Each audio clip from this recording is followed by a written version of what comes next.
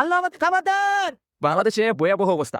বাংলাদেশের মানুষ খাওন পাইতেছে না, রাস্তায় বইয়া কইতেছে আল্লাহ খাওন দাও, ভাত কামো। বাংলাদেশিরা এখন কি পরিস্থিতির মধ্যে গেছে দেখুন। আমাদের ভারত থেকে অ্যাভেলেবেল চাল খাওন পণ্য দিতেছে না, তাই বাংলাদেশের মানুষ এখন ভয়ঙ্কর পরিস্থিতিতে আছে। যে এই বোকাচোদা কয় কি? বাংলাদেশের টোটাল কইছিল যে আমাদের ভারতের উপরে নির্ভর না, এরা বাঘের বাচ্চার মতো চলবো। বাংলাদেশে কিছু মানুষ কইছিল না এরা বাংলাদেশের ভিতরে বাঘের বাচ্চার মতো চলবো। আসি বাংলাদেশের এখন কি অবস্থা দেখুন।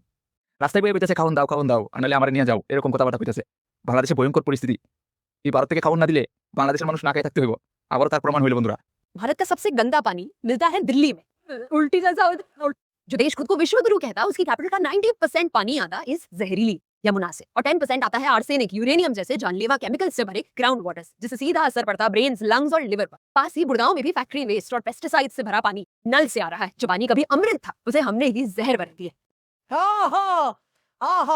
বাংলাদেশ না খেতে পেয়ে মরে যাবে। বাংলাদেশে যদি আলু পেঁয়াজ না পাঠানো হয়, আলু পেঁয়াজের দাম ওখানে 5,000 টাকা হবে। আমাদের ইন্ডিয়া থেকে কোনো প্রবলেম নেই, ইন্ডিয়া থেকে পারমিশন আছে, কিন্তু বাংলাদেশ সরকার নিচ্ছে না।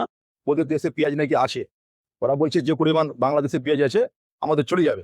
আমরা এখন আপাতত নিচ্ছি না, যদি নিই তো পরবর্তী আমরা জানা।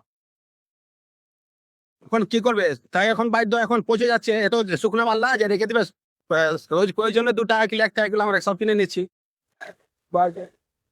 বাংলাদেশে ভয়ঙ্কর পরিস্থিতি।